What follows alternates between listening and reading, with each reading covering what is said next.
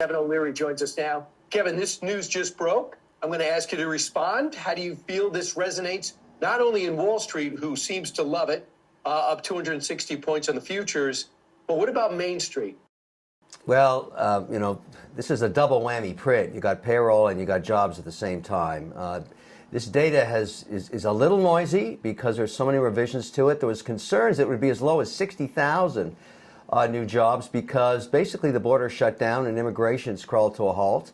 But that's not what happened. And so I anticipate within an hour the administration will be talking about how good this is, because it is pretty good. And it's great because it doesn't show you a slowdown yet or any recessionary fears or consumers melting or any of the stories, the negative narratives that were just around yesterday. And so, this data, remember, we had a government shutdown, so the data got a little wonky, but all you can say is, wow. I mean, if you're an investor, wow. It just keeps chugging. Here's the president with Larry Kudlow on what he thinks the problem is. Watch.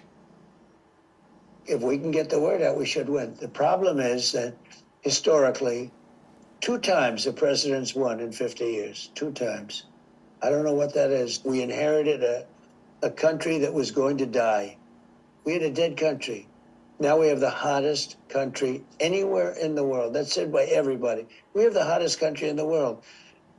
I guess I have to sell that because we should win in a landslide, and we'll do everything we can to do it. But according to Gallup, only 21% of Americans give the economy an excellent or good rating. So tell me, what's PR and what's practical? Well, there's a pain point on the buzzword affordability going into the midterms, and that's both political and factual. And the 2 pain points on affordability, which will be dealt with in the months ahead, no doubt, is healthcare, obviously, and housing. And so housing has been a pain point in almost every state, mostly because of permitting issues. It's local, input costs a little bit, and just, some of the issues that you look at Los Angeles, 25,000 houses burnt down, none of them being rebuilt because of, I guess, bad policy. What else can you say? So some of those things have to get fixed. But I think it's a really good narrative. I think it's great to have that narrative, and I think you'll see it as being what the economy is about. People say politics very simple. It's all about the economy, stupid. That's a very famous line. It holds true today.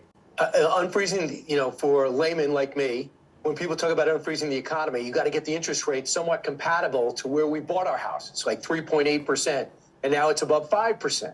So how do you unstick that without a new Fed chair, which you could be getting in the spring? Well, you will be getting in the spring. That's May, though. But that Fed chair is going to be in a tough slot right now because you still got inflation at 2.7%. You got a pretty hot market as seen by these numbers.